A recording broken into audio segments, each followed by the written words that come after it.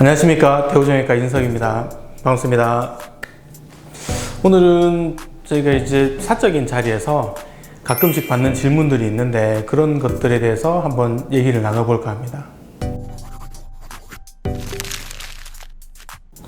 가장 기억에 남는 환자분 몇 분 떠오르긴 한데 그 중에 가장 기억에 남는 분은 제가 이제 정형외과 레지던트 1년차 때 사실은 거의 잠을 못 자고 이렇게 살 때였는데 교통사고로 다리를 굉장히 많이 다치셔서 입원하신 아저씨, 할아버님이신데 이게 다리가 워낙 많이 다치시고 원래 이제 골수염을 앓았던 자리여서 이게 다리 자체가 상태가 별로 안 좋았어요. 그래서 이게 뼈를 이제 고정을 해놓고 살려야 되는데 피부가 덮이질 않아서 이게 피부가 안 덮여서 결국은 피부가 안 덮이면 이 다리를 절단을 해야 되는 상황일 수 있는데 이제 뭐 피부를 살리기 위해서 요즘은 사실 좋은 게 많이 나옵니다. 인공 피부 같은 것도 많이 나오는데 그때는 이제 그런 게 없으니까 거의 아침 저녁으로 가서 눈도 못 뜨고 가서 눈 뜨자마자 제일 처음 가서 하는 게 그 환자 다리 상처를 계속 소독을 하고 치료를 하는 거였는데 아버님은 한 달여 정도 치료를 하시고는 너무 힘드시니까 그냥 다리를 잘라달라고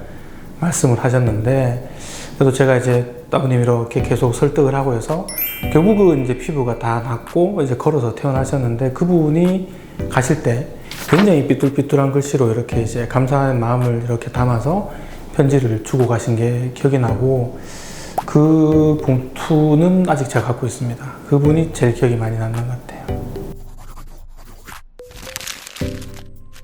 진료실에서 가장 힘든 순간 매 순간이 다 힘듭니다. 매 순간이 다 힘들고 요즘 이제 환자분들이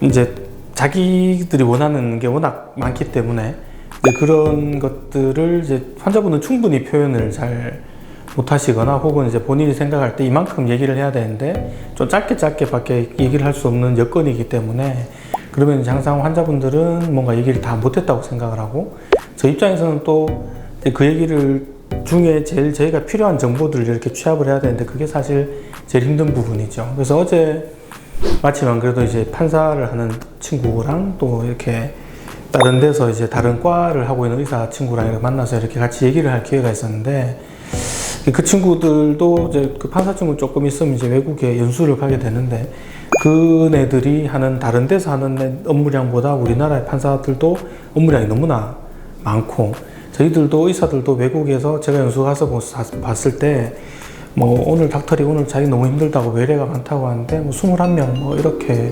보시거든요. 그 정도면 사실은 충분히 얘기를 다 드릴 수가 있는데 저희는 일단 뭐 외래에서 기본 100명이 넘어가는 환자들을 보다 보니까 아무래도 시간이 짧게 책정이 되니까 이제 그런 데서 오는 서로에 맞지 않는 부분 그런 게 제일 힘들죠.